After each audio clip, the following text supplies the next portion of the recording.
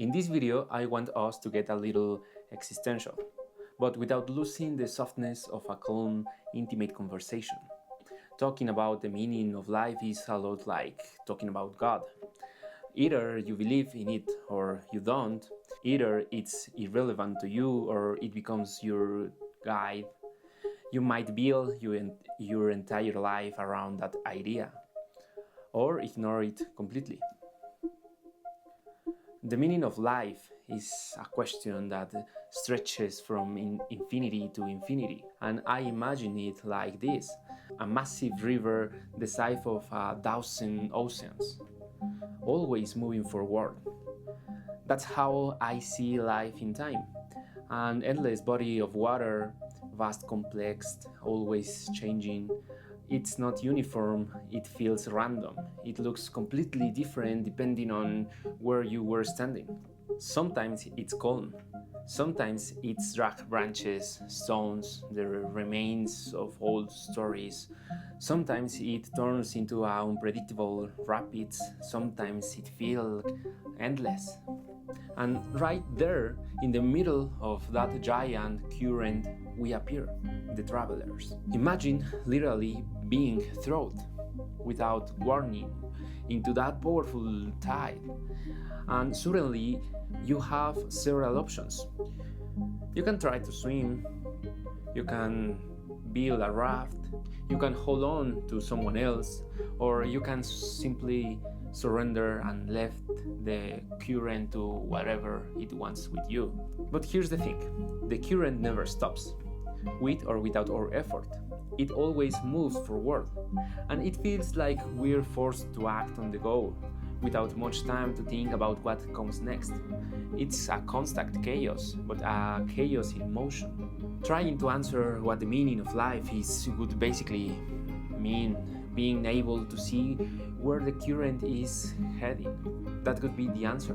But from our tiny human perspective, the current is so massive it seems infinity.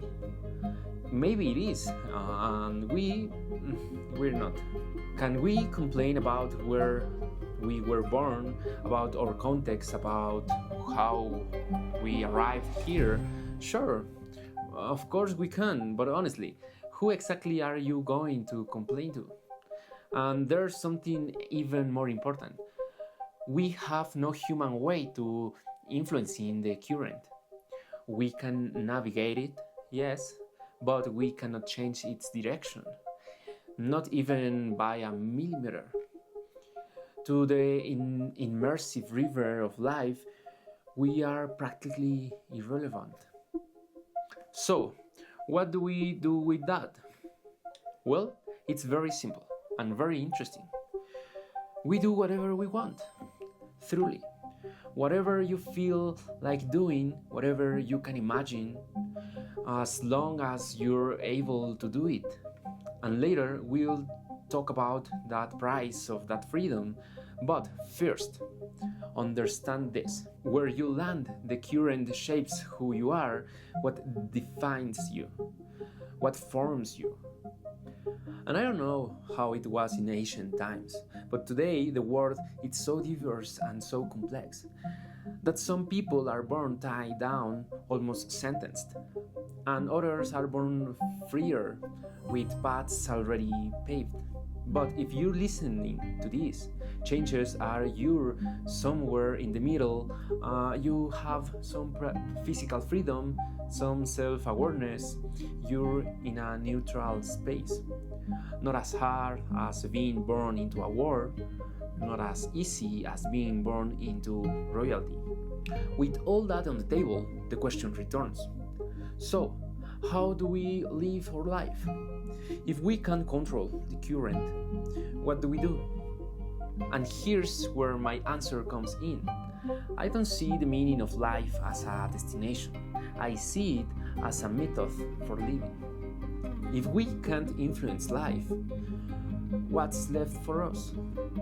So, if we can't do anything to influence this infinite tide we call life, a tide that seems to ignore us completely, what's left? What's the point of navigating it? Here's something I repeat every single day, something I use as a personal compass. You can do whatever you want, absolutely anything you are humanly capable of doing. That's true, it's beautiful and incredibly dangerous. Because we are a perfect balance, absolute freedom plus absolute consequences. You can do whatever you want, but you will always be responsible for the price. Good consequences, bad consequences, whether they benefit you or not, that part isn't optional. You don't get to choose that. We're not gods. We don't get what we want without paying something for it. Every action has a reaction. Everything you do moves the world, even if only by a millimeter. You are free, yes, but you are not omnipotent. The world doesn't bend to your will. And just like you have this freedom, everyone else does too. And still, there's something magical about that. Because if you're free to do whatever you want, then you truly don't own anyone anything. Not your parents, not your government, not any deity. We're all travelers in this sea.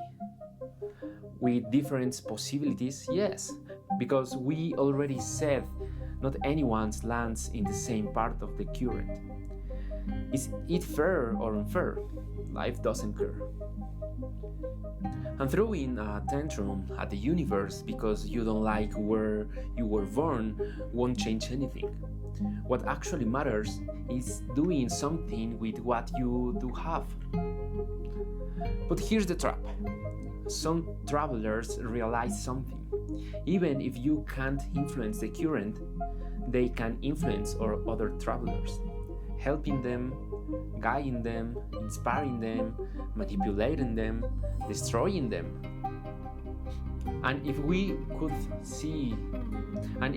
see even a small fraction of the great river of the human story, we'd see chaos, violence, senseless destruction, but also incredibly beautiful moments and admirable people who lead the way for the millions. And sure, we can look for the leaders to follow, or maybe one was already imposed on you, but remember, you don't own anyone anything. Following someone isn't bad. What's bad is following the same person for your whole life, because then you stop living your own journey and start living the shadow of theirs. If you follow a wise person, you'll grow, but you won't learn how to walk on your own. If you follow a manipulator, you'll get lost, rowing for someone else. And if you follow anyone for too long, there comes a moment when your draft is no longer yours. Be careful with those who makes you row for them. They steal your energy, your meaning, your entire journey.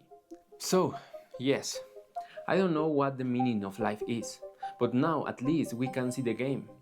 We can recognize that it exists. Think about this. From which part of the current are you living your life?